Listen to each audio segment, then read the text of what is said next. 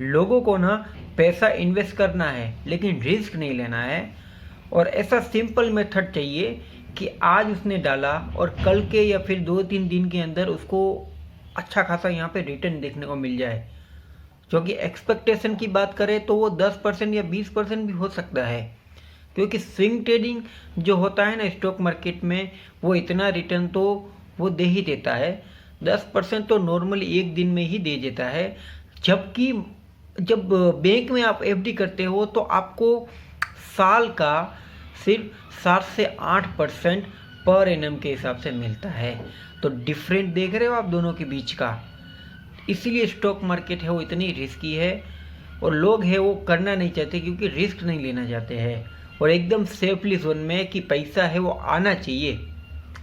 तो वैसे ही मैं आपको इस वीडियो में ऐसा कुछ बताऊंगा ना कि आप सोच में पड़ जाओगे कि मैं कहाँ गलत गलत तरीके पे ऐसा इन्वेस्टमेंट कर रहा हूँ। अगर मैंने ये वीडियो देखा होता ना तो शायद मैं मेरे जो पैसे हैं ना इन्वेस्टमेंट करके आज मैं पैसे का भी पैसा बना लेता।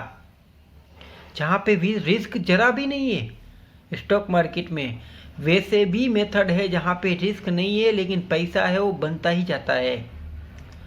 तो मैं आपको कुछ ऐसी 2 से 3 चीज़ बताने वाला हूँ, वीडियो को ध्यान से सुनिएगा। चलिए शुरू करते हैं पहली चीज़ के साथ।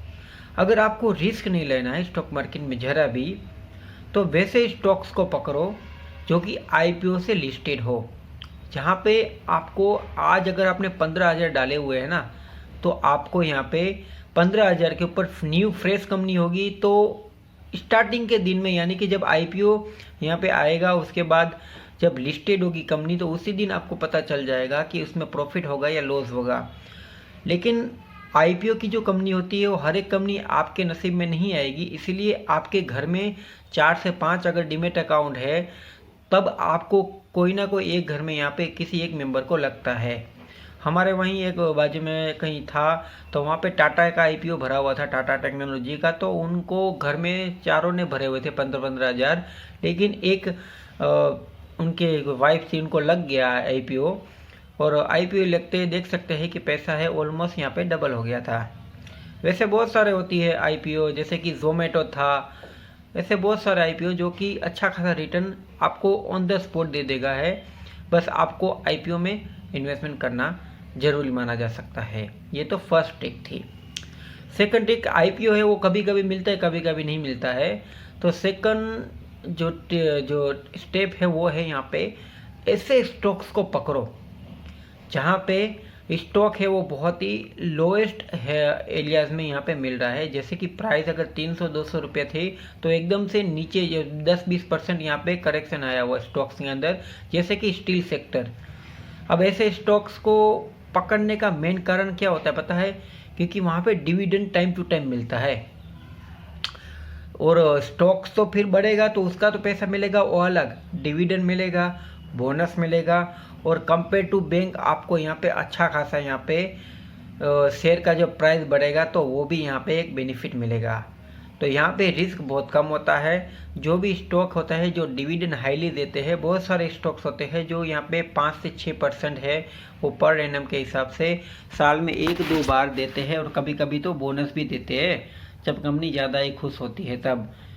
तो कंपेयर टू स्टॉक्स में इन्वेस्टमेंट करना काफ़ी अच्छा होता है बैंक के रिटर्न के हिसाब से। ये तो रहा 2 स्टेप।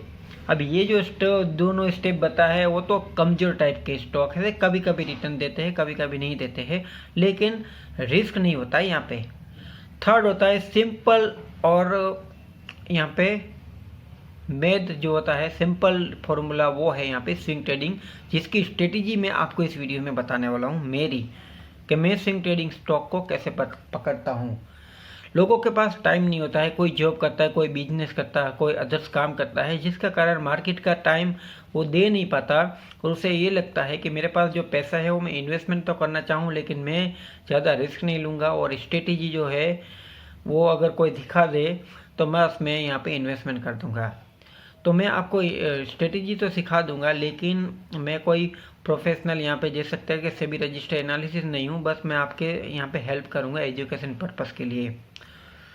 तो साफ सिंपल सी स्ट्रेटेजी है, ध्यान से सुनिएगा, फिर मत बोलिएगा कि बताया नहीं और समझ नहीं आया था।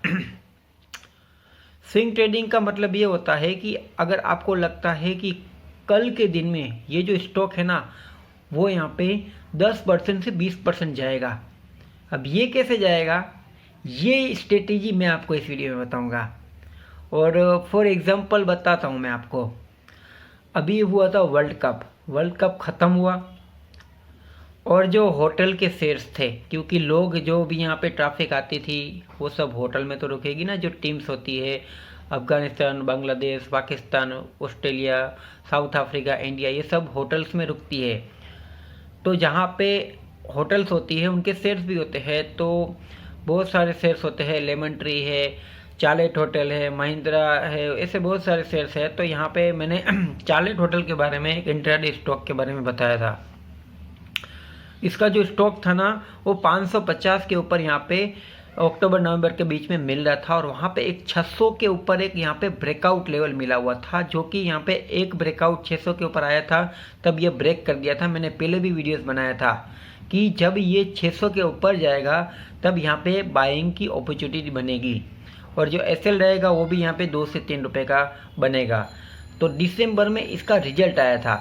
स्ट्रेटेजी का वर्क तब करेगा कि जब अगर कंपनी का रिजल्ट है वो आज आने वाला है और आ गया है और स्टॉक है यहाँ पे 10% बढ़ चुका है, तो समझ लीजिएगा कि स्टॉक में आने वाले समय में 102 दिन में और ये 10 से 20% बढ़ सकता है, क्योंकि जो स्टॉक्स होता है उसकी मोमेंटम जब होती है ना, जब वो 52 वीक्स हाई के ऊपर होता है ना, तो वो 10% नहीं बढ़ता, कम से कम 40% बनता है और मिनिमम वो 20% बढ़ता ही है। वो मैंने देखा है। लेकिन ब्रेकआउट है वो रियल होना चाहिए।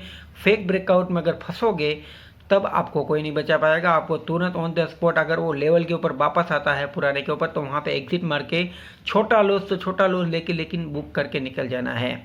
लेकिन ज़्यादातर अगर रिजल्ट सही आता है ना, तो यहाँ पे स्टॉक है वो अपनी मोमेंटम बरकरार रखता है और एकदम से 20% या 40% तो चलता ही है। मैंने देखा भी है।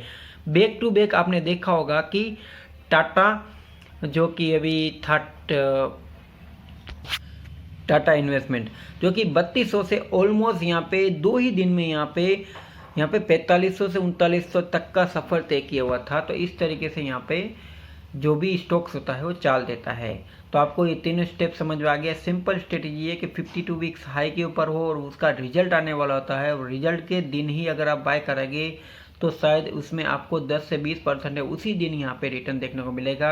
आपको 2 से 3 दिन अगर होल्ड करेंगे तो शायद आपकी किस्मत अच्छी होगी तो आप है वो 20 से 30% भी स्विंग ट्रेडिंग में रिटर्न निकाल सकते हैं।